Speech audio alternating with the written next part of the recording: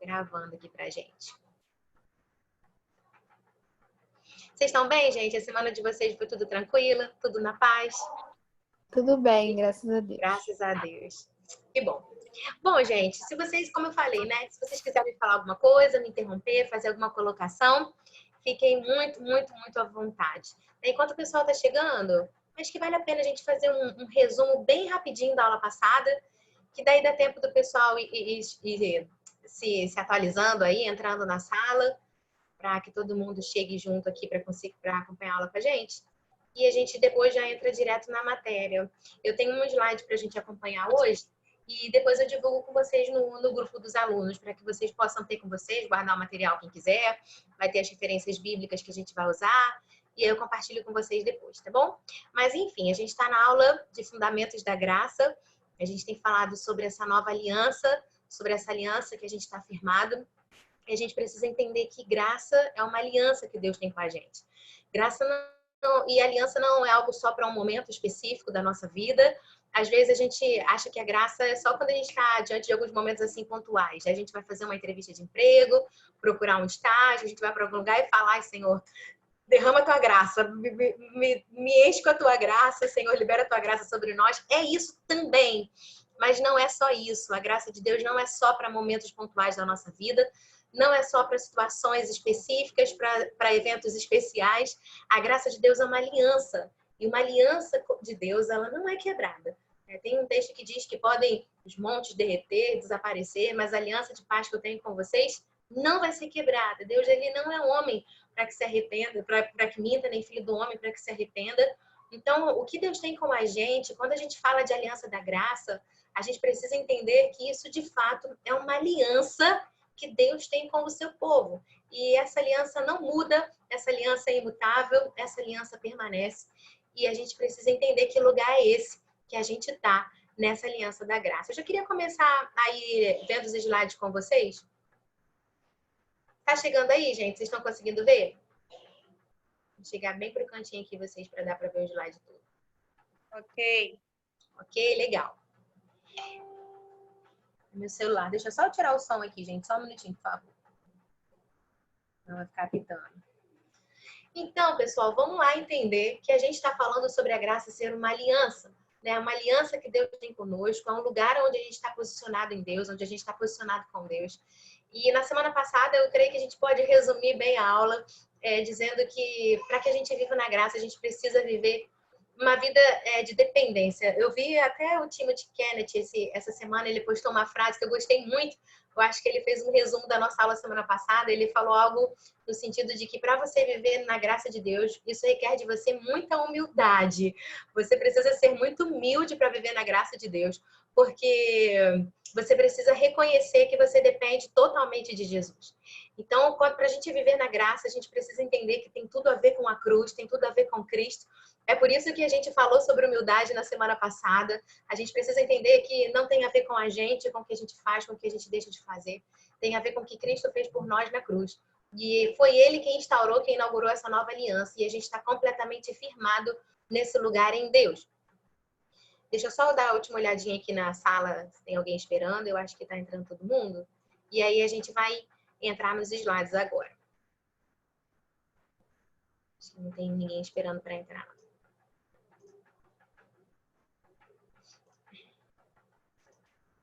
Bom, pessoal, o primeiro texto que eu queria deixar para vocês, né? Tem tantos e tantos textos na Bíblia que falam sobre aliança, mas lá em Hebreus 8, do 6 ao 13, eu destaquei só um pedacinho aqui, você pode fazer a leitura depois. Diz que estão chegando os dias, declara o Senhor, quando eu farei uma nova aliança com a comunidade de Israel e com a comunidade de Judá. Então, Deus ele fala de uma nova aliança, essa aliança já chegou, essa aliança já aconteceu. E essa nova aliança, ela teve início na cruz de Cristo. Quando Jesus ele ressuscita da cruz, um novo tempo, uma nova aliança ela é instaurada. Deus sempre se relacionou com o seu povo através de alianças. Deus fez uma aliança com Adão, Deus fez uma aliança com Noé, Deus fez uma aliança com Abraão. Mas a Bíblia, basicamente, ela vai se dividir em duas alianças centrais, que é a antiga aliança da lei, o que também é conhecida como a aliança de Moisés, e a nova aliança da graça, que também é conhecida como a aliança de Jesus. Às vezes as pessoas separam como basicamente o Antigo Testamento, a aliança da lei, e basicamente o Novo Testamento, a nova aliança da graça. Mas não é exatamente assim, porque a nova aliança da graça, ela inicia na ressurreição de Jesus. Então, né, enquanto Jesus estava aqui na Terra, a aliança ainda não estava em vigor, essa nova aliança. Essa nova aliança, ela vem, o ano aceitável do Senhor, ele começa quando Jesus vai à cruz, ele morre, e ao terceiro dia ele ressuscita, e ali um novo tempo é instaurado na nossa vida com Deus. E antes de Moisés, também no Antigo Testamento, né, tem a aliança de Adão, tem uma aliança com Noé, e tem uma aliança com Abraão. E a aliança que Deus fez com Abraão era uma aliança basicamente fundamentada na graça. Na verdade, era uma aliança fundamentada na graça. Porque a justiça vinha na vida de Abraão, não é porque ele fazia ou deixava de fazer alguma coisa. Abraão era justificado porque ele cria em Deus, porque ele creu em Deus. E isso lhe foi imputado como justiça. Então, quando ali em Moisés, a gente vai entender todo esse processo hoje, estou só pincelando para vocês, existe, né, uma aliança que Deus dá a Moisés, e aí depois ali de Êxodo, toda a Bíblia vai ser regida até a cruz de Cristo por essa antiga aliança da lei, que é chamada da aliança também de Moisés. Até que Jesus vai à cruz e ele ali inaugura essa nova aliança da graça. E a gente vai pincelar bastante sobre isso hoje, agora falando com bastante calma. Eu queria já pedir para vocês abrirem lá comigo em João. Isso é um versículo bem importante de você ter. Algumas pessoas mandaram esse versículo para mim. Lá em João, no capítulo 1, eu queria ler só o versículo 17. Você pode ler depois os outros?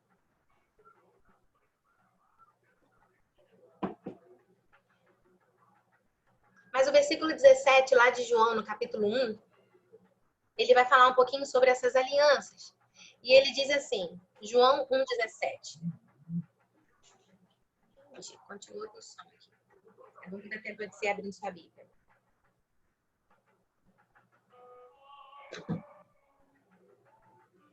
João 1,17 vai dizer, porque a lei, ela foi dada por intermédio de Moisés, mas a graça e a verdade vieram por meio de Jesus Cristo. Então, a lei, ela veio por meio de Moisés. A gente vai ler esses textos lá no Antigo Testamento, a gente vai voltar lá para a gente entender quando essa lei foi dada, por que essa lei foi dada. Mas, então, se a antiga aliança da lei foi dada por intermédio de Moisés, essa nova aliança da graça, ainda que na nossa Bíblia aparece graça e verdade vieram, no grego a palavra original aqui é veio, no singular. E por que isso faz diferença? Porque graça e verdade é a mesma coisa. É importante que a gente entenda que falar sobre graça não é falar sobre uma doutrina, não é falar sobre um ensinamento somente. Graça é uma pessoa. Graça é a pessoa de Jesus Cristo. Então, às vezes algumas pessoas falam assim, não, é bom que a gente fale sobre a graça, a gente tem que falar sobre a graça sim, mas a gente também precisa falar sobre a verdade. Isso é uma loucura, porque quando a pessoa coloca desse jeito, parece que graça é uma coisa e verdade é outra. Parece, né? Porque Deus é graça, mas a gente também tem que trazer a verdade. Não, essa é a verdade. Deus, ele, na sua infinito amor, ele nos colocou nessa nova aliança da sua graça, do seu favor. Esse é o lugar que a gente está com Deus hoje. Então, ao longo de toda a história da humanidade, Deus tem se relacionado com o homem através de alianças, como eu já falei. A aliança que Deus fez com Adão era uma, a aliança que Deus fez com Noé era outra. A aliança que Deus fez com Abraão era outra. Mas o que a gente precisa entender é que a aliança era a forma de Deus se relacionar com o homem. Na antiga aliança da lei, Deus tinha uma forma de se relacionar com o homem que era regida pela aliança que ele tinha instaurado, que era a aliança baseada na lei. Era aliança baseada, né? Aqui estão as instruções, se você cumprir, tá ok, se não cumprir, não tá ok. Então, a antiga aliança da lei, essa era a forma de Deus se relacionar com o homem. Na nova aliança da graça, que é a aliança que a gente está firmada hoje, que nós estamos firmados hoje, Deus também tem uma forma de se relacionar com o homem, que é regida, baseada na aliança na qual a gente está firmada. Então, a gente precisa entender qual é o lugar que a gente está hoje, porque quando a gente entende que nós estamos nessa nova aliança da graça, a gente entende também a nossa forma de se relacionar com Deus hoje. E isso é importante a gente entender, porque existem muitas pessoas que se convertem. Na semana passada a gente falou também sobre a tragédia que é a gente não conhecer, a gente não entender, né, sobre as coisas que Deus está fazendo, mas a grande tragédia que é quando isso acontece. Mas a gente não tem nada pior do que a gente estar firmado na aliança da graça, querendo se relacionar com Deus, como se a gente ainda tivesse firmado na aliança da lei. Isso não tem como dar certo. Porque quando a gente age desse jeito, quando a gente faz as coisas dessa forma, a gente deixa de desfrutar de coisas que são nosso direito hoje. Então, não esteja firmado na aliança da graça, que é o lugar que todos nós estamos, tentando se relacionar com Deus baseado na lei. Porque isso é uma grande tragédia. Nós somos filhos da graça. Eu deixo até uma sugestão de leitura para vocês. Hoje, se der tempo, no final a gente lê em Gálatas. Se não der, eu já deixo aqui para vocês. Gálatas, no capítulo 4, do versículo 21 ao 31. Paulo vai explicar isso com uma grandeza de detalhes, assim, aonde ele vai nos dizer, ele vai fazer as duas, a alegoria das duas alianças ali, na qual a gente está firmado. E ele vai dizer para nós que nós somos filhos, ele fala isso com todas as letras, nós somos filhos da graça. Nós estamos firmados nessa nova aliança da graça. E a gente precisa entender isso. Eu botei aqui no slide para vocês depois. Eu botei Efésios 1 porque essa citação que está aqui, ela é tirada da Bíblia a Mensagem, exatamente da parte de Efésios 1. E o que a gente entende quando nós estamos firmados nessa aliança da graça, eu falei a ênfase. Acho que tem um áudio vazando aí, gente. Não sei de quem é. Dá uma olhadinha só para ver se o pessoal está ouvindo também ou está vazando só para mim. A gente entender que a ênfase dessa nova aliança é na ênfase do amor de Deus por nós. Eu gosto muito de Efésios 1 nessa versão da Bíblia Mensagem, que diz assim: muito antes da fundação do mundo, Deus já pensava em nós e nos escolheu como alvos do seu amor, para nos fazer completos e santos por meio desse amor.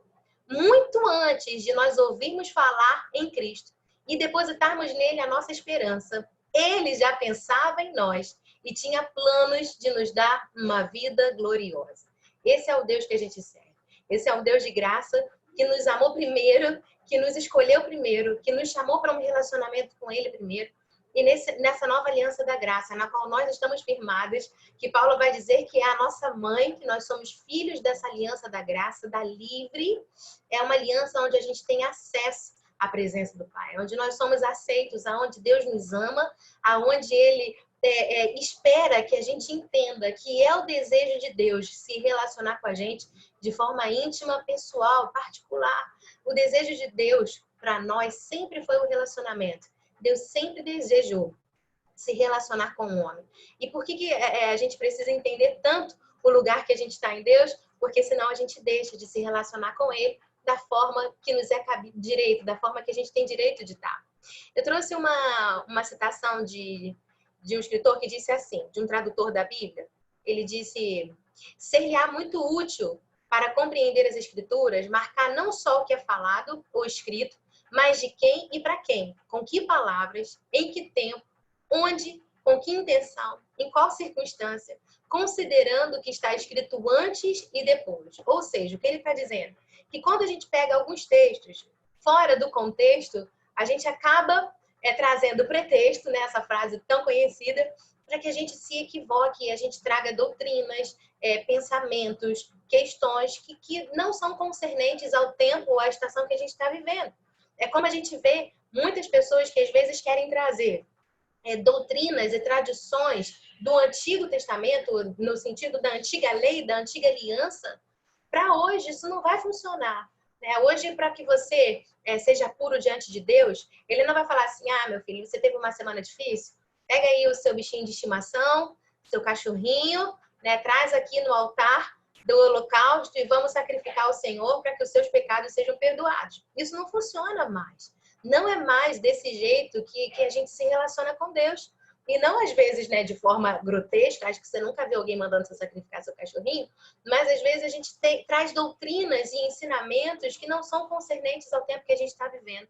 E a gente começa a querer se relacionar com Deus, baseado em fatos e em circunstâncias que não cabem mais. A gente começa, principalmente, eu acho que é onde a gente mais erra, querer se relacionar com Deus baseado nos nossos próprios méritos, nas nossas próprias conquistas, no nosso próprio esforço.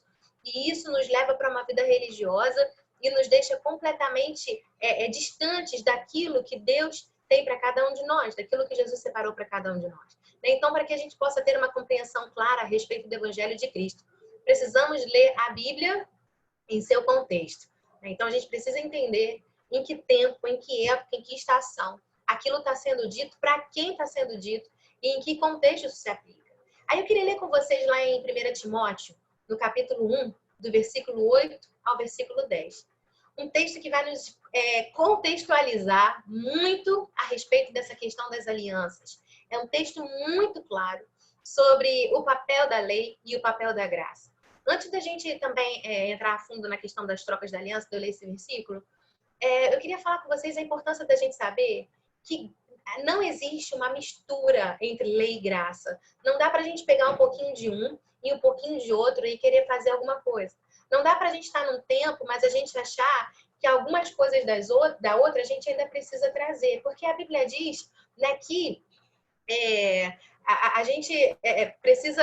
Uma encerrou para que outra começasse. Lei é lei e graça é graça. A gente precisa entender o lugar de cada uma, cada contexto, para que a gente não misture tudo. Porque o que a gente mais vê é uma mistura muito grande.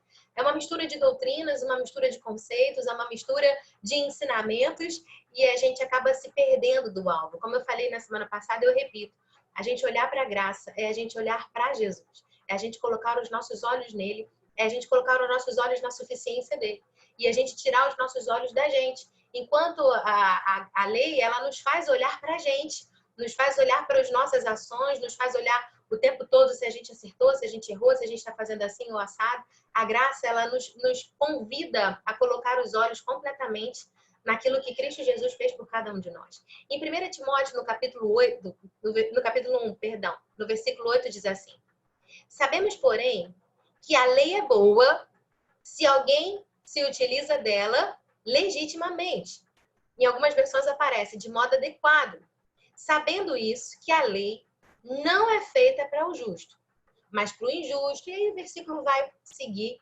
Eu deixei aqui para vocês lerem depois com calma, mas eu queria focar nesse início. Então, o que Paulo está ensinando aqui é que a lei é boa, ela não é ruim. Ela tem um papel, ela tem um lugar, ela tem um porquê de ser. Mas ela é boa desde que a gente entenda o lugar que ela pertence, onde ela está.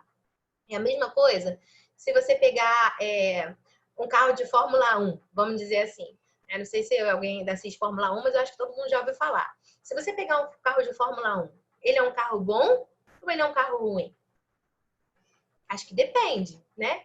Se você pegar o carro de Fórmula 1 e você for usar na pista de Fórmula 1, ele vai ser um carro bom.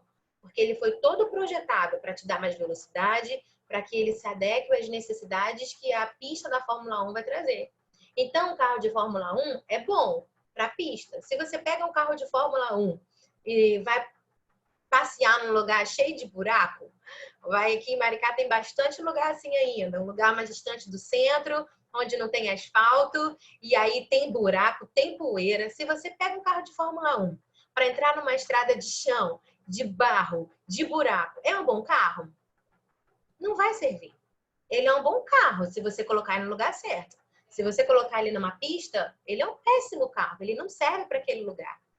A mesma coisa se você pegar, por exemplo, uma Doblô. Se você pegar uma Doblô, é um bom carro? É um carro bem interessante. É um carro que costuma ter mais lugares, um carro alto. Para esse tipo de estrada alta, para um passeio com família, um carro onde alguns têm mais lugares, é um carro bem interessante, é um carro bom. Agora, se você pega uma Doblô e você coloca ela na pista de Fórmula 1, faz algum sentido? Ela vai ser um bom carro ali? Não vai, porque ela não foi projetada para aquele contexto, ela não foi projetada para aquele lugar. Então, é bom? Depende do contexto. Do mesmo jeito que o carro de Fórmula 1 é excelente para a pista de Fórmula 1, ele é péssimo para a estrada, para uma estrada de barro, para uma estrada de buraco. E a mesma coisa é a Doblô. Ela é boa? É um bom carro? Depende se você vai usar de forma adequada. Se você colocar na pista de Fórmula 1, a Doblô vai passar vergonha. Ela não vai ter condições de competir com os outros carros que estão lá, porque ela não foi projetada com aquele propósito, com aquele fim. Do mesmo jeito, a gente precisa entender que a lei, ela é boa, mas ela é boa quando a gente coloca ela num lugar adequado, quando a gente entende o lugar a qual ela pertence. E a gente precisa entender que a lei não é feita para o justo. E quem é justo? Justo é aquele que aceitou Jesus como seu Senhor e Salvador.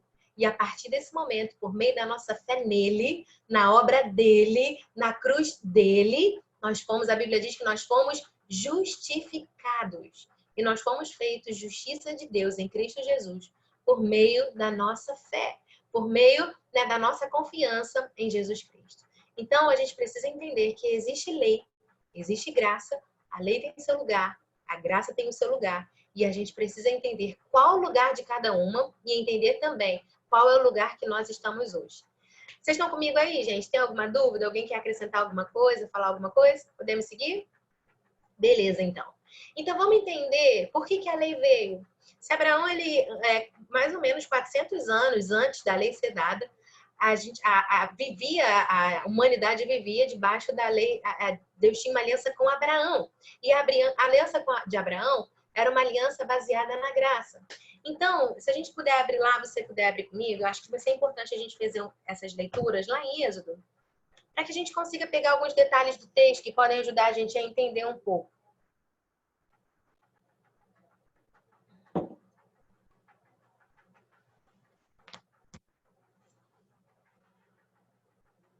Vamos ler aí a partir do versículo 4.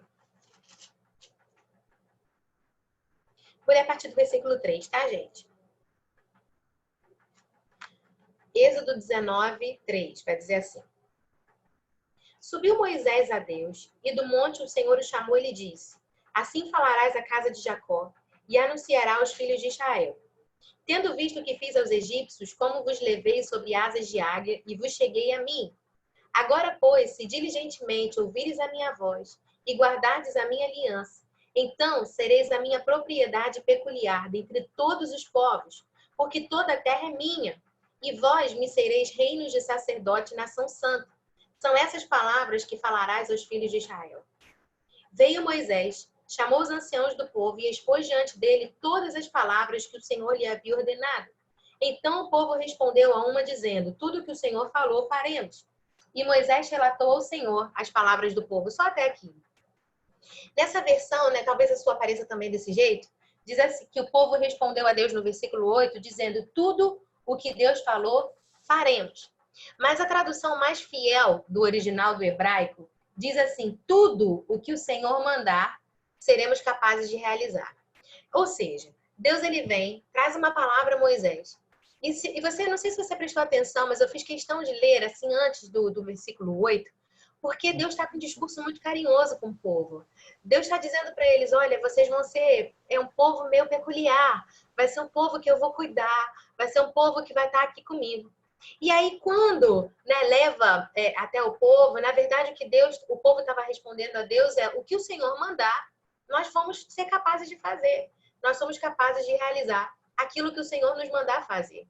Então, o povo basicamente estava dizendo para Deus: nos diz o que a gente precisa fazer, que a gente é capaz de obedecer. Então, o povo começa a trazer para o seu próprio capacidade, para o seu próprio mérito, para a sua própria capacidade, o lidar e o relacionamento com Deus. O que Deus mandar, faremos. Nós somos capazes de fazer tudo o que Deus nos mandar fazer. Se você continuar a ler o texto, você vai ver que o tom de Deus ele começa a mudar com o povo. Deus começa a falar de uma forma diferente. E aí a gente chega no capítulo 20, e aí Deus é como se Deus estivesse falando assim: beleza, vocês são capazes de fazer tudo que eu mandar, então eu vou dizer para vocês como que as coisas devem funcionar. Se vocês querem ser justos, bons, fazer tudo certo pelo próprio parâmetro de vocês, então eu vou dar a lei para vocês. Vamos ler só as primeiras, porque não daria tempo da gente ler todas mesmo. Mas vamos ler só os 10 conhecidos, os 10 mandamentos? A gente continua o texto no capítulo 20, se você puder ir comigo. Então falou Deus todas essas palavras: Eu sou o Senhor teu Deus, que te tirei da terra do Egito, da casa de servidão. Não terás outro Deus diante de mim. Não farás para ti imagem de escultura, nem semelhança alguma do que há em cima dos céus, nem embaixo da terra, nem nas águas debaixo da terra. Não as adorarás, nem lhes dará culto, porque eu, Senhor teu Deus, zeloso, sou o Deus zeloso, que visito a iniquidade dos pais nos filhos até a terceira e quarta geração daqueles que me aborrecem. E faço misericórdia até 1000 gerações daqueles que me amam e guardam os meus mandamentos. Não tomarás o nome do Senhor teu Deus em vão, porque o Senhor não terá por inocente o que tomar o seu nome em vão. Lembra-te do dia de sábado para o santificar. 6 dias trabalharás e farás toda a tua obra, mas no 7º dia é o dia do sábado do Senhor teu Deus. Não farás nenhum trabalho, nem tu, nem teu filho, nem a tua filha, nem o teu servo, nem a tua serva, nem o teu animal, nem o forasteiro das tuas portas para dentro. Porque em 6 dias fez o Senhor os céus, a terra, o mar, tudo o que neles há, e no 7º dia descansou. Por isso o Senhor abençoou o dia de sábado e o santificou. Honra o teu pai e tua mãe, para que se prolonguem os teus dias na terra que o Senhor te dá. Não matarás, não adulterarás, não furtarás, não dirás falsos testemunhos contra o teu próximo, não cobiçarás a casa do teu próximo, não cobiçarás a mulher do teu próximo, nem o teu servo, nem a tua serva, nem o teu boi, nem o teu jumento, nem coisa alguma que pertença ao teu próximo. A gente pode parar por aqui, esses são os mais conhecidos, mas aí Deus começa a dar toda a lei para o povo. Lei acerca dos altares, lei acerca dos servos, lei acerca de tudo quanto é tipo de coisa. Deus começa a dar as leis.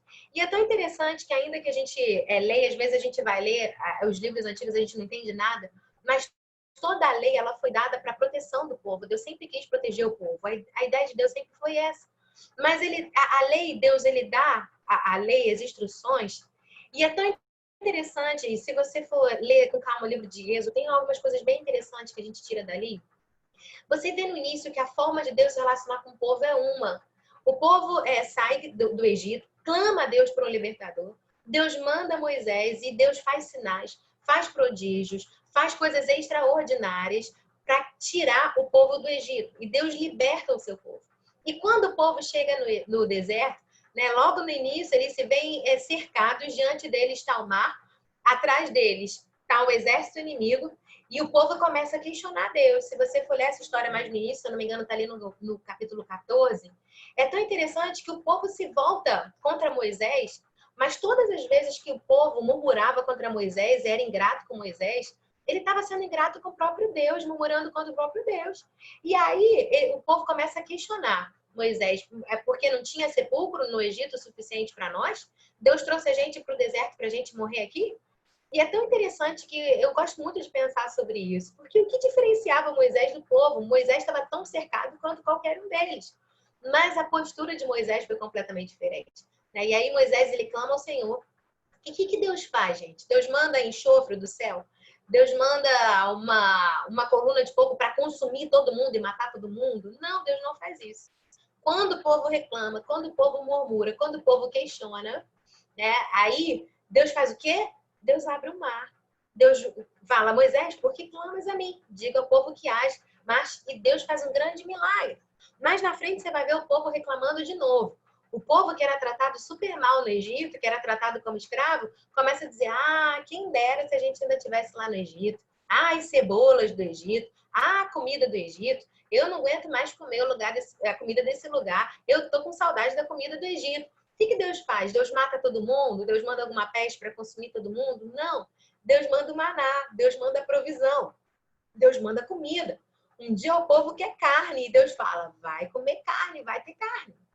E é tão interessante, eu gosto muito desse diálogo de Moisés com Deus, porque Moisés vira para Deus, ele meio que quer dar um conselho, falando, Deus, se a gente matasse todo o nosso rebanho, não dava para dar comida para esses homens. São 600 homens, só homens, fora mulheres e crianças. Seria necessário, Moisés falar para Deus, que a gente matasse todos os peixes do oceano para dar carne para essa gente toda. E a resposta de Deus para Moisés é extraordinária. Deus vira para Moisés e fala assim, Moisés, por acaso eu perdi o meu poder? Por acaso eu perdi meu poder? Eles querem carne? Vão ter carne. E Deus manda um exército, né, de codorna, se eu não me engano, de corvo, de algum bicho, de algum pássaro, e o povo come carne, o povo tem a carne. Parece que cada ato de murmuração, quanto mais o povo reclamasse, mais a bondade de Deus se manifestava. Um dia o povo reclama que não tem água, que a água era amarga, Deus transforma a água amarga em água doce. E toda a reclamação, a murmuração do povo parece que desencadeava a bondade de Deus. Sabe por quê? Porque até ali eles estavam debaixo da aliança da graça. Até ali eles estavam debaixo da aliança que foi feita com Abraão, que era uma aliança baseada na graça de Deus. Quando chega nesse momento que a lei é dada, aí o povo diz para Deus, o que o Senhor mandar, nós seremos capazes de fazer. Tudo, o povo diz tudo que o Senhor mandar. Nós somos capazes. É como se o povo falasse, joga aqui no peito que eu resolvo, que eu decido. O que o Senhor mandar, nós conseguimos fazer. Como que Deus ele sempre teve a intenção que o povo conhecesse, sabe? Eu acho que no deserto, a gente vê que o povo, todo aquele tempo de escravo, o povo foi liberto, mas a mentalidade deles continuou sendo mentalidade de escravo. Eu acho que é algo que a gente precisa ter cuidado para que não aconteça com a gente também. E aí o povo que tinha essa mentalidade de escravo, né, que tinha essa mentalidade de eu que tenho que resolver, eu que tenho que fazer, era um povo que parece que tinha esquecido quem era o Deus que eles serviam, né, o Deus dos seus pais, de Abraão, de Isaac, de Jacó, o Deus de José. E Deus ele queria refrescar na memória do povo quem ele era. Só que o povo, né, quando Deus vem todo carinhoso, falando sobre esse relacionamento, vocês vão ser meu jardim particular, o povo diz, então a gente é capaz de resolver. O que o Senhor mandar, a gente vai fazer. E aí Deus ele começa a falar, então vai ser por vocês mesmos? Beleza, aqui estão então as regras, aqui estão as diretrizes, aqui tá o direcionamento. É isso aqui que vocês precisam fazer. E aí Deus dá toda a lei. E o que acontece? Enquanto Deus está dando a lei para Moisés lá no monte, o povo está lá embaixo esperando. E o povo fica frustrado, porque Moisés começa a demorar mais do que eles achavam que tinha que demorar. Às vezes a gente também é um pouco impaciente, né? A gente acha que Deus está demorando muito na nossa vida, que já era para ter acontecido, que já era para ter resolvido. O povo fica frustrado, começa a achar que está demorando demais. Aí sabe o que eles fazem? Eles pegam todo o ouro que Deus tinha dado para eles quando eles saíram do Egito, fazem um bezerro de ouro e eles adoram aquele bezerro de ouro como o Deus que tinha libertado eles do Egito. Ou seja, Moisés nem desce do monte e o povo já infringiu o primeiro dos mandamentos. Não terás outro Deus além de mim. O povo já tinha feito outro Deus para adorar. Sabe o que a gente entende por isso? É exatamente essa frase que eu botei aqui. Quanto mais você tentar cumprir a lei pelos seus esforços, mais ela vai expor aquilo que ela foi projetada para expor. As suas falhas e os seus fracassos. A lei ela foi projetada para que você entenda que você depende de um Salvador. Que você precisa de um Salvador. E o povo achava que eles sozinhos dariam conta. Aí você vê que a forma de Deus de se relacionar com o povo muda. Tem um momento onde as serpentes abrasadoras vêm sobre o povo. E é tão interessante, a gente precisa destacar isso. Deus não mandou as serpentes para o deserto para morder o povo. As serpentes sempre estiveram no deserto. Mas a forma de Deus de se relacionar com o povo muda. Então ali eles estavam baseados na lei. Se não obedeciam, Deus retirava a sua mão. E aí, se obedeciam, a mão de Deus estava ali. Era assim que a lei funcionava. Graças a Deus, hoje a gente não está mais sobre a antiga aliança da lei. Porque a aliança da lei ela foi projetada para expor as nossas falhas. Está projetado para mostrar para nós que nós dependemos, que nós precisamos de um Salvador. É exatamente isso que os 10 mandamentos, que a gente só destaca os 10, mas tinham 613, se eu não me engano, né, que os mandamentos eles vão expor, eles trazem à luz o nosso pecado. Se a gente for analisar cada um desses, vamos fazer só dos 10, que são os mais famosos, se a gente for pensar neles, né, a gente vai ver que a gente já caiu em quase todos, praticamente todos. Porque, não terás outro Deus além de mim. Quantas vezes a gente idolatra tantas coisas na nossa vida? Às vezes a gente idolatra os nossos sonhos, às vezes a gente idolatra os nossos anseios, às vezes a gente idolatra o nosso ministério, às vezes a gente idolatra coisas até materiais. Às vezes a gente idolatra conquistas, a gente idolatra tantas coisas, às vezes coisas pequenas, às vezes a gente idolatra uma bolsa, às vezes a gente idolatra um carro. A gente começa a achar, colocar aquilo num lugar na nossa vida que não deve estar. Todas as coisas que ocupam o primeiro lugar no nosso coração e que tiram Deus do primeiro lugar, elas se tornam idolatria na nossa vida, no nosso coração. Se existe alguma coisa que você diz assim, sem isso eu não posso viver, sem isso eu não posso ser feliz, sem isso aqui não dá para mim, o nome disso é idolatria. E a gente está colocando outro Deus em nosso coração. E aí Deus continua dizendo, não terás outro Deus, não prestarás culto. E aí vamos tentar lembrar de outro. A Bíblia diz assim, não adulterarás, né? Aqueles que a gente se lembra bem assim de Jesus trazendo também à tona para nós, não vai adulterar.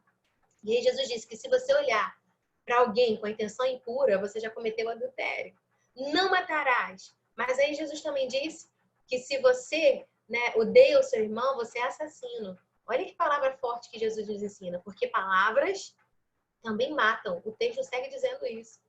Nossa, quantas famílias não têm morrido por causa das palavras, né? Só um parêntese aqui que eu quero abrir. Porque quantos casamentos não têm morrido por causa das palavras que a gente tem dito? Às vezes a gente fala palavras que ferem relacionamento de pai com filho, de líder no trabalho.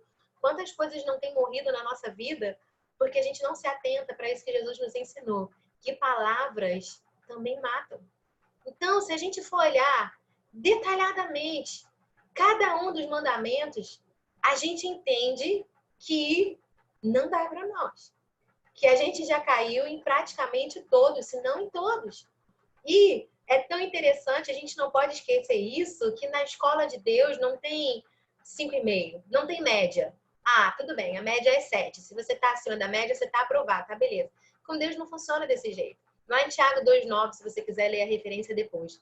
Mas ali o que Tiago está nos dizendo é que se você cometeu algum desses, você é culpado de todos.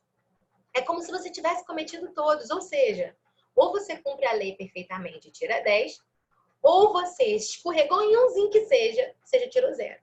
É assim que funciona a matemática de Deus. E só teve um que cumpriu a lei perfeitamente. E o nome desse é Jesus Cristo. Por isso que ele é o nosso Salvador. Por isso que ele é o nosso substituto legal. Então a lei, ela mostra o nosso pecado. E como nós não somos capazes de, pela nossa própria força, de pelo nosso próprio esforço, sermos justos diante de Deus. A boa notícia é a obra de Jesus na cruz. Então, qual é o papel da lei? Por que a lei por que a lei veio? O papel da lei é mostrar que em nós e por nós mesmos nunca seremos capazes de atingir os padrões perfeitos de Deus. A lei nos leva a depender de Jesus, que nos torna justos por meio da sua obra acabada. A lei veio para que você entenda que você precisa de um Salvador. Você necessita de um Salvador, você depende de um Salvador. A lei veio para que a gente não siga numa vida de arrogância, achando que a gente sozinho dá conta, dizendo, não, joga no meu peito que eu resolvo, Deus. Afinal de contas, olha só, quem está aqui do meu lado é uma pessoa que já está, não sei qual casamento, é uma pessoa que já mentiu, é uma pessoa assim, e eu não. Eu nasci na igreja, eu cresci na igreja, respeita a minha história, né? Porque afinal de contas, eu sou um 9,5. Com Deus não funciona desse jeito. Com Deus funciona exatamente assim. Sem Cristo, a lei mostra que sem Cristo, você não é nada. Você tira 0. Se você está em Cristo, se você aceita, se você coloca a sua fé na obra redentora de Cristo naquela cruz, então você está assentado com Cristo em lugares celestiais, nas maiores alturas desse mundo. Então a lei, ela veio com esse propósito. A lei foi dada por essa razão. E quando que a aliança ela muda na cruz. Lá em Romanos está escrito que Jesus morreu por causa das nossas transgressões. E ele ressuscitou por causa da nossa justificação. Eu vou falar de novo porque esse texto é muito forte, esse texto é extraordinário. Ele texto vai nos dizer que Jesus morreu por causa das nossas transgressões. Não ache você que os nossos pecados foram assim, não, finge que não aconteceu, vamos zerar tudo e começar daqui para frente sem ninguém pagar preço nenhum. Porque não foi isso que aconteceu. Os nossos pecados não foram simplesmente empurrados para baixo do tapete e fingiu que não aconteceu, não. A dívida que o nosso pecado trouxe, porque o salário do pecado é a morte, a dívida que o pecado trouxe para nós, ela foi paga. Só que ela não foi paga por nós, porque nenhum de nós conseguiria fazer isso sozinho. A dívida do nosso pecado foi paga pelo que Jesus Cristo fez por nós naquela cruz. É como se a gente estivesse diante de um tribunal, de um juiz, e a gente estivesse em dívida e a gente não tivesse como pagar, como resolver aquela situação. Jesus vem, assina o nosso cheque, nos declara inocente, resolve a nossa situação. Foi exatamente isso que Jesus Cristo fez por nós. Então, quando a gente... Lei e graça. A lei, ela é projetada para expor todas as nossas deficiências, mas a graça, ela direciona você para a suficiência de Cristo. Se você é alguém que está na igreja há muito tempo, mas continua se sentindo alguém pequeno, continua achando que você não tem valor, continua achando que para você as coisas, que você é menos do que alguém, ou que você é mais do que alguém também, se você continua com esse tipo de pensamento, você continua vivendo na aliança da lei. Você está fora de contexto, você está num outro lugar. E eu creio que Deus, Ele quer nos chamar para esse lugar onde nós pertencemos hoje, porque nós somos filhos da graça. E a graça, esse favor imerecido, direciona você, conduz você até a suficiência de Cristo na sua vida. E você precisa saber que Jesus Cristo é suficiente. Quando você fica de cabeça baixa, quando você fica focado nas suas falhas, quando você se envergonha da sua história, quando você acha que você é menor do que alguém, quando você acha que você não tem valor, você não está olhando para a cruz. Porque a cruz, ela nos mostra o quanto você vale. E foi na cruz, a Bíblia diz, como eu vou repetir para você, que se ele se entregou por causa da sua transgressão, ele ressuscitou por causa da sua justificação. Então, quando Jesus morre, ele toma a chave do inferno, ele vence a morte, ele paga as nossas dívidas. Quando Jesus se entrega por nós naquela cruz, quando ele disse assim, está consumado. Sabe o que ele estava dizendo? O preço foi pago. É isso que significa. Ele não está dizendo assim, ufa, meu Deus, vou voltar para casa. Ou agora, Deus, a gente finge que não existiu mais nada. Não. O preço, a dívida do pecado foi paga. Está consumado. O preço foi pago. E aí Jesus morre. Ao terceiro dia, ele ressuscita.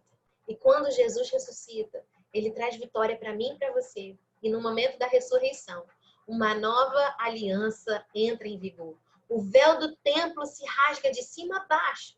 E o véu do templo se rasga porque o que nos separava já não separa mais. O véu do templo se rasga para que a gente entenda que aquela forma de funcionar, que a forma da lei já não cabe mais para a nossa vida nesse momento. Porque a partir dali, um novo tempo está começando. Uma nova estação.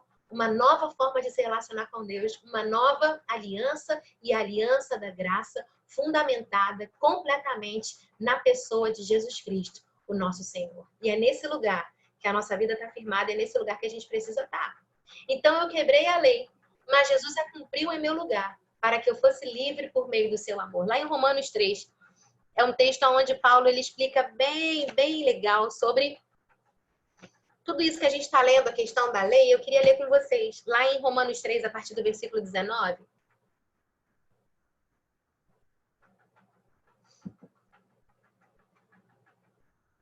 Romanos 3,19 vai dizer assim: ora, sabemos que tudo que a lei diz, aos que vivem na lei o diz, para que se cale toda a boca e todo mundo seja culpável perante Deus. Ou seja, a lei ela foi exposta para que nós entendêssemos que nós tínhamos uma culpa, que nós tínhamos uma dívida diante de Deus, que pelos nossos próprios méritos, não importa a sua história, nenhum de nós era bom o suficiente.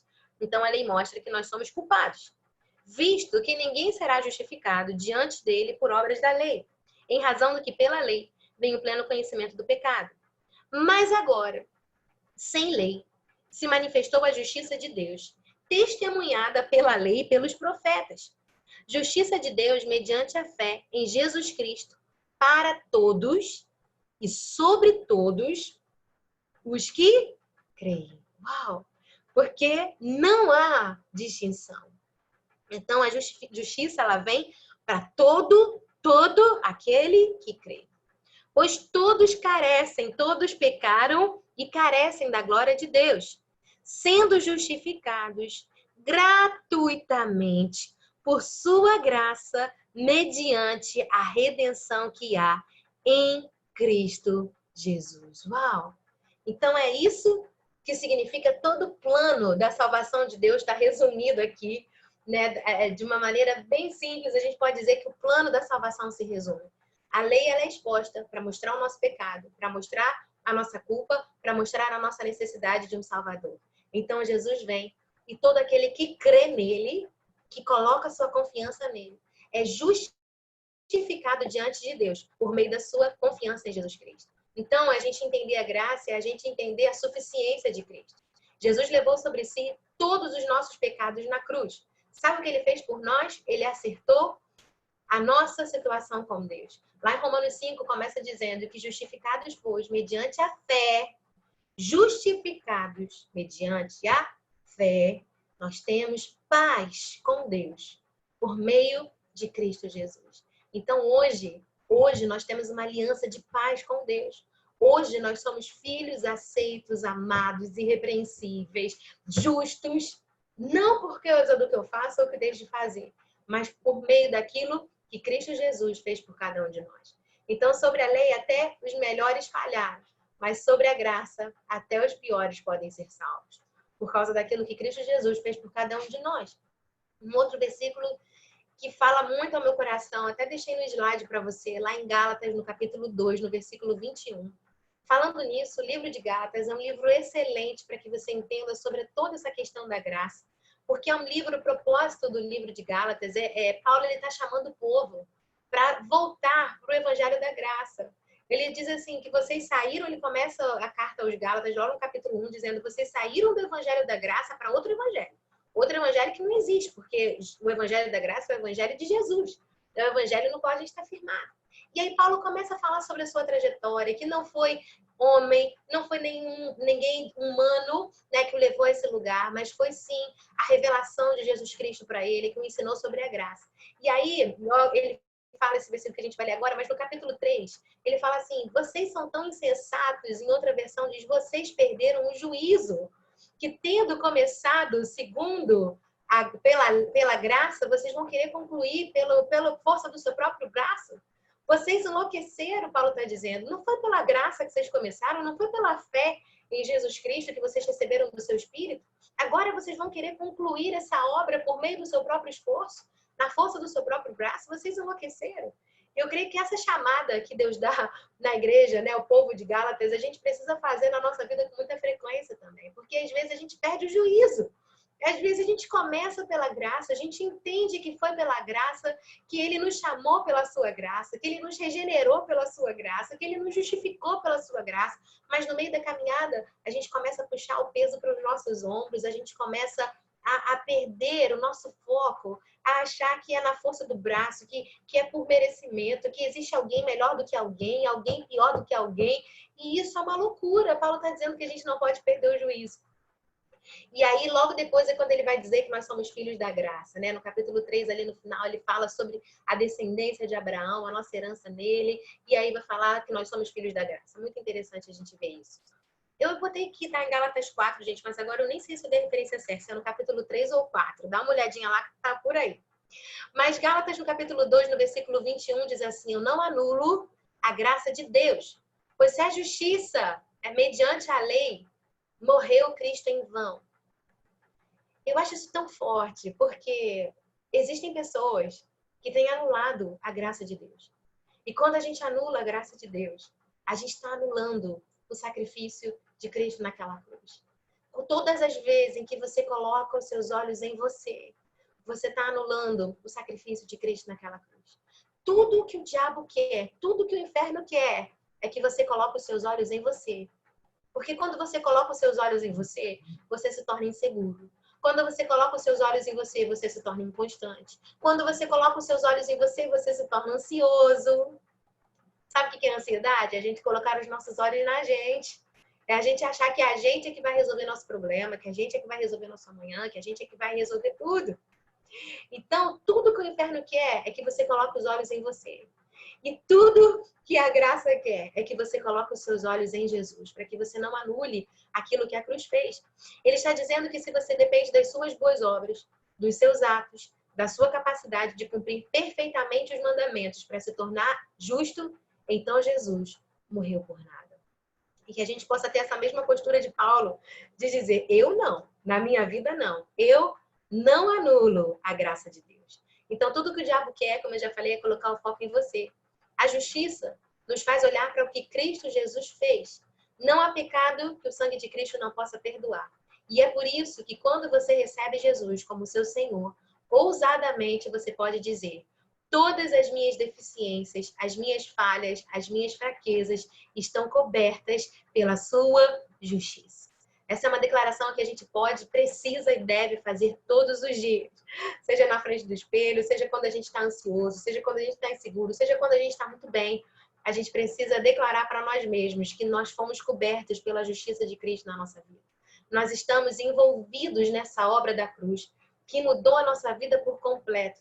Então, você viver, entender e se aprofundar no conhecimento dessa nova aliança da graça que nós estamos firmados hoje, é você entender o poder da cruz na nossa vida. E o poder da cruz é algo que mudou completamente a nossa história. Então, a gente precisa de uma maior revelação de quem é Jesus. Eu deixei ali entre parênteses João, porque se você tem o desejo de entender mais quem é Jesus, eu deixo a sugestão de você fazer um estudo sobre o Evangelho de João. Porque o Evangelho de João nos mostra muito sobre quem Deus é, fala muito sobre esse amor de Deus, sobre essa graça de Deus.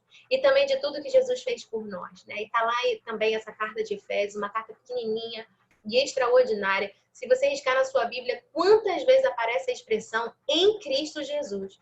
Você vai ficar chocado, assim como eu fiquei. Porque Paulo é repetitivo nessa carta de Efésios, dizendo em Cristo Jesus, em Cristo Jesus, em Cristo Jesus, porque ele queria que entrasse na nossa cabeça de uma vez por todas, que a gente conseguisse compreender sem a menor sombra de dúvida de que hoje nós estamos em Cristo Jesus. E a nossa verdadeira e genuína identidade é revelada por uma compreensão de que nós estamos nele, misturados nele. É tão forte. Mas a Bíblia chega a dizer para nós que aquele que se une ao Senhor é um só espírito com ele. Nós somos um só espírito com o Senhor. Ontem eu estava lendo na Bíblia Viva, cheguei a anotar no papelzinho na minha Bíblia, porque eu gostei muito desse versículo na Bíblia Viva. Em 1 Coríntios 6,17, é lá que está escrito que, né, aquele que se une ao Senhor torna um só espírito com ele. Olha a Bíblia Viva como traz isso para a gente, que lindo. Ele diz na Bíblia Viva, entretanto, 1 Coríntios 6,17, na Bíblia Viva, entretanto, se vocês se entregarem ao Senhor, vocês e Cristo se unem como uma pessoa só. Uau! A Bíblia está dizendo que se você se entrega a Cristo, se você entrega a sua vida para Cristo, você e Cristo são uma pessoa só. Você consegue entender a profundidade do que a Bíblia está dizendo para nós? Você, Cristo, uma pessoa só. É por isso que a Bíblia diz que você é justo, santo, irrepreensível, amado, porque você está coberto pela obra de Cristo naquela cruz que nos fez justiça de Deus em Cristo Jesus. Então, esse aqui é o último slide que eu quero deixar para você. Até já falei sobre isso na semana passada. A gente precisa falar sobre graça e sobre verdade, como se a graça não fosse a verdade, ou como se a verdade é um Deus que é juiz, que é distante. Não. Deus não é um Deus distante, um Deus que não quer se aproximar, muito pelo contrário, ele é um Deus presente. Mas isso também a gente precisa entender que a graça não é uma licença para pecar, não confunda as coisas. Lá em Romanos, Paulo dedica um capítulo inteiro para falar sobre isso, né? A carta aos Romanos é muito linda. Aqui no capítulo, a gente lê o capítulo 3, começa a expor. E aí no capítulo 4 ele vai falar sobre Abraão, que Abraão creu em Deus, isso lhe foi imputado como justiça. Ele não esmoreceu na fé, embora ele levasse em conta o seu corpo já amortecido pela idade, mas ele se fortalecia dando glória a Deus. Ele ainda nos dá a dica, né? A gente se fortalece na nossa fé, dando glória a Deus. E Abraão fazia isso. E aí entra no capítulo 5, dizendo que nós temos paz com Deus. Faz um paralelo entre Adão, né, que por Adão, por meio de um homem, entrou o pecado no mundo, entrou a ofensa no mundo, e por meio de um homem, né, pela obra de um homem, pela entrega de um homem que é Jesus Cristo, muitos se tornaram justos. Aí ele termina o capítulo 5 com um texto muito conhecido, dizendo que onde abundou o pecado, superabundou a graça de Deus. Porque foi isso que aconteceu com cada um de nós. Aí ele entra no versículo 6, que também é extraordinário. E aí ele começa com uma pergunta dizendo, então a gente vai usar isso como desculpa para pecar? Quer dizer que a gente pode fazer o que a gente quer? Absolutamente não. É claro que não, obviamente não. O Paulo vai deixando isso tão claro para nós. E ele deixa isso claro porque ele também vai nos explicar isso em outro texto, que a força do pecado é a lei. Porque se a lei ela serve para expor as nossas transgressões, as nossas falhas, se a gente vive pela lei, a gente vive uma vida de culpa, uma vida de dívida, uma vida de que a gente está sempre abaixo, aquém daquilo que Deus espera que a gente seja, do lugar que Ele nos colocou para estar. Então, a força do pecado é a lei. E a graça, ela é exatamente uma compreensão da graça, que te ajuda a entender. Isso foi o que a graça fez por nós. Você, Jesus, uma pessoa só. Quando você entende isso, aí vem o poder para que você não peque mais. É dessa compreensão de que Jesus está em você e você está em Jesus. Tão ligados, tão misturados a ponto de serem uma coisa só, uma pessoa só. que te dá o poder para que você vença o pecado, para que você vença o vício, para que você vença qualquer coisa na sua vida. E é por isso que Paulo declara: eu posso todas as coisas naquele que me fortalece. Porque ele entendia que ele era um com Deus. E é por isso que você pode virar para o pecado, ao invés de falar assim, não tem mais força para lutar contra isso, são anos lutando contra isso, isso eu não consigo vencer, isso nunca vai mudar, essa situação nunca vai mudar. Quando a gente entende que a gente é um com Deus, a gente não vai para esse lugar, porque a gente sabe que eu posso todas as coisas naquele que me fortalece. As misericórdias do Senhor são a causa de eu não ser consumida, elas se renovam a cada manhã. Então, pela sua graça, pela sua misericórdia, eu vou avançar, eu vou prosseguir, eu quero caminhar em direção àquilo que Deus tem para cada um de nós. Então, é exatamente a graça que nos traz força para que a gente vença o pecado, não para que a gente se torne confortável com o pecado. A gente não pode nunca se esquecer disso. E aí eu queria terminar contando essa história. Eu gosto muito dessa história, que a graça é como a escrava liberta que escolhe ficar. Uma vez conta essa história que havia uma escrava que já tinha passado por muitas situações de violência, já tinha apanhado muito, já tinha passado por muitas situações difíceis. E chega um dia onde ela está no que era chamado de mercado dos escravos. E quando ela está lá naquela situação exposta, ferida, machucada, e ela está muito revoltada, e as pessoas estão ali analisando ela para que pudessem comprar, porque ela era uma escrava. E ela cuspia nos outros, e ela batia nos outros, e ela, quem chegava perto, ela estava muito revoltada. E um homem está passando por ali, e ele se compadece daquela mulher. E ele olha para ela e ele compra aquela escrava. E como ela já estava muito ferida pela vida, todas as vezes que ele se aproximava, ela tentava machucar ele, tentava reagir, cuspia nele. E aí, quando ele chega no lugar, que ele sai daquele lugar, ele abre as algemas que prendiam aquela mulher. E ele diz para ela: mulher, você é livre. E ela fica sem entender. Ela fala: como assim? O que você quer dizer com isso? E ele fala para ela: você é livre. Eu te comprei para que você fosse livre. E quando ela entende aquilo que ele tinha feito por ela, ela consegue compreender a dimensão do que ela recebeu, a grandeza do que ela recebeu. Então, ela escolhe ficar. Sabe que a nossa vida com Deus, ela também é assim. Deus nos viu perdidos num lamaçal de pecado. Deus nos viu envoltos num lugar ruim, que nos feria, que nos oprimia, que nos machucava. Jesus veio, assumiu o nosso lugar. Foi o nosso substituto legal. A nossa dívida não foi esquecida, a dívida do nosso pecado foi paga por meio do sacrifício de Jesus Cristo. Então, ele nos resgata para ele nos compra para ele, mas ele não nos obriga a ficar, porque nós não temos escolha. Ele nos liberta, ele abre as cadeias que nos prendiam e ele diz: você é livre. Mas o que acontece é que quando a gente entende de fato a graça, a gente escolhe ficar. Quando a gente entende a graça, a gente diz a mesma coisa que Paulo disse: para onde mais Pedro disse: para onde mais eu poderia ir se só tu tens as palavras de vida eterna? Então, essa compreensão da graça é o que muda a nossa vida, é o que muda a nossa história, é o que muda a nossa realidade por completo, de maneira completa.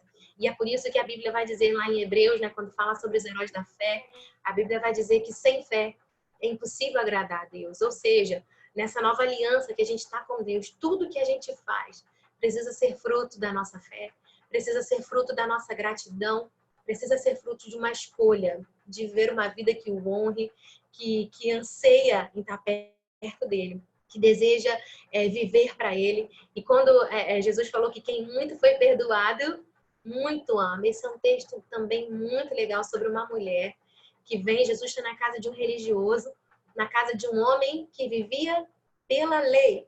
E pela lei ele se achava muito bom, porque os religiosos da época que viviam pela lei se achavam melhor do que todo mundo, se achavam superiores a todo mundo, se achavam quase deuses. Se você conhece alguém assim também por aí, está vivendo pela lei, está misturando graça e lei, porque existem pessoas que veem a lei e se sentem muito pequenos, muito menores, muito aquém, e existem aqueles que acham que são muito bons, que acham que são muito, são quase semideuses, e é aí que se colocam num pedestal de santidade, de distância até do povo, das pessoas, como se estivesse num patamar superior. E Jesus estava na casa de um homem que achava que era assim. E aí vem uma mulher pecadora, se rende aos pés de Jesus e ela quebra o vaso de alabastro e ela começa a ungir os pés de Jesus e aquilo causou uma revolta danada.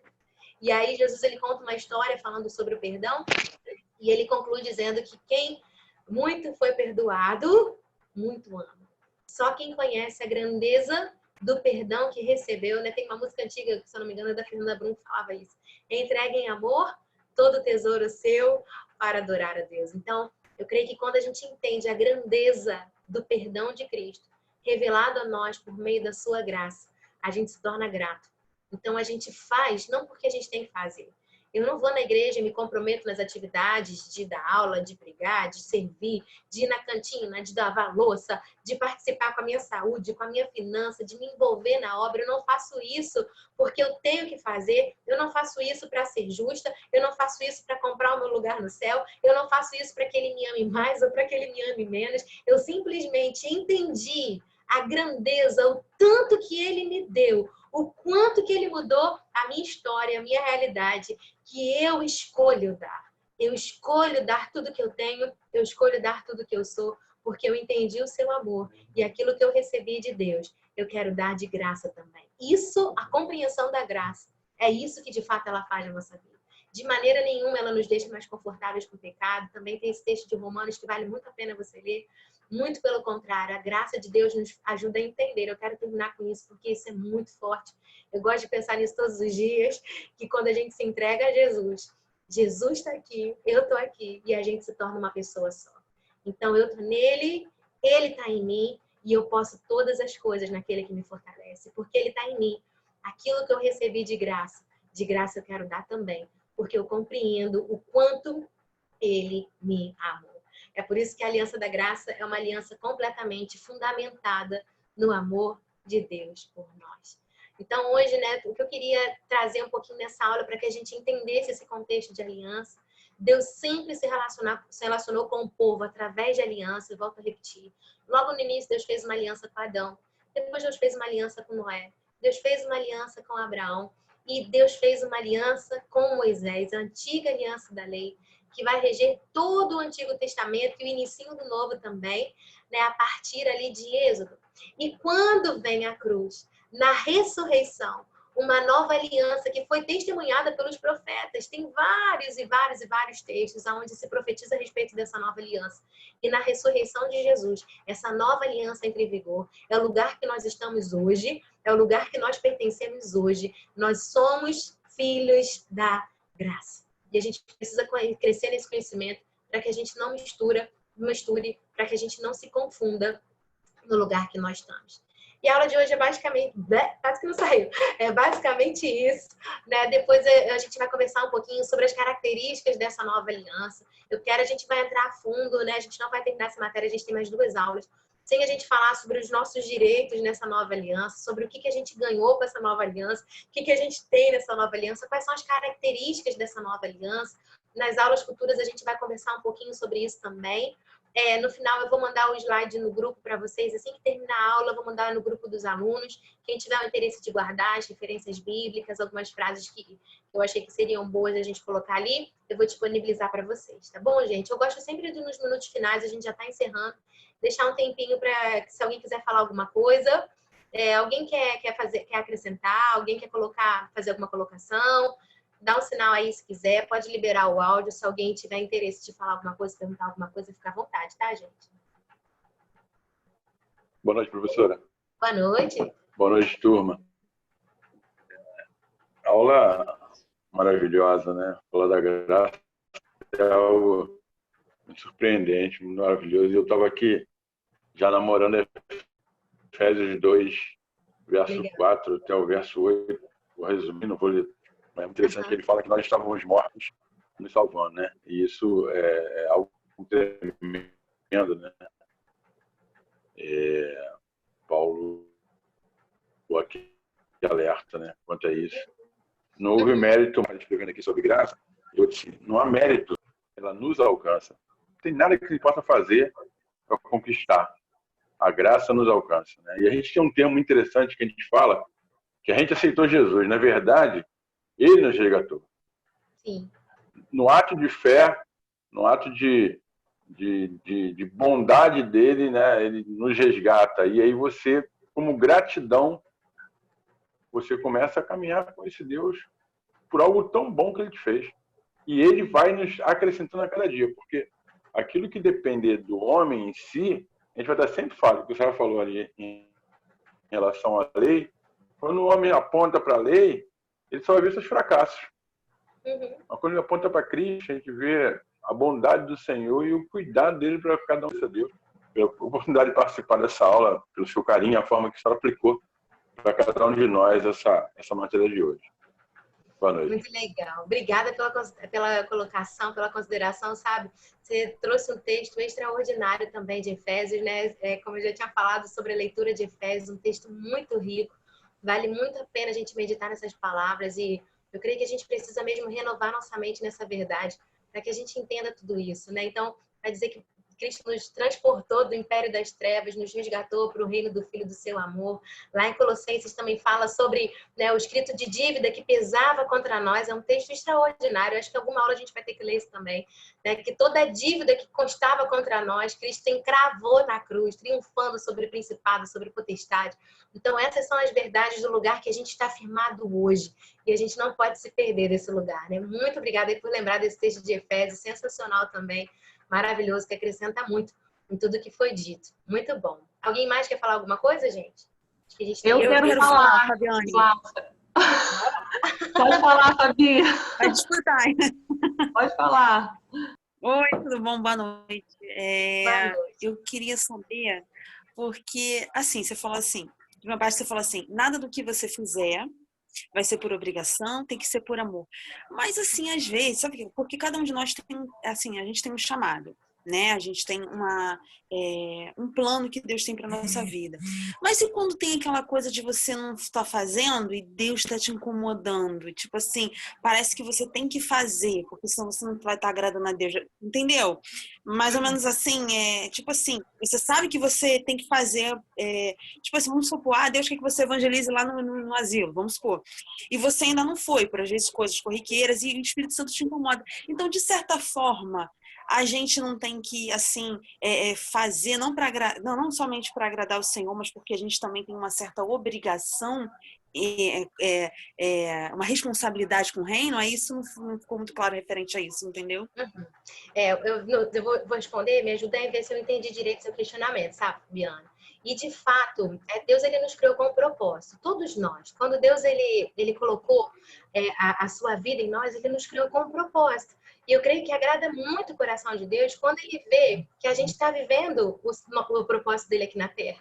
Mas algo que essa voz que você chamou, né, que você fala, esse impulso que a gente sente de fazer alguma coisa, eu creio que não tem nada mais sobrenatural do que a gente sentir isso dentro da gente. Isso se chama o Espírito Santo, que está aqui dentro, que vai nos impulsionando. E é por isso que a Bíblia fala que a gente foi salvo pela graça. Mas ele não nos deixa órfão, ele nos dá o Espírito Santo.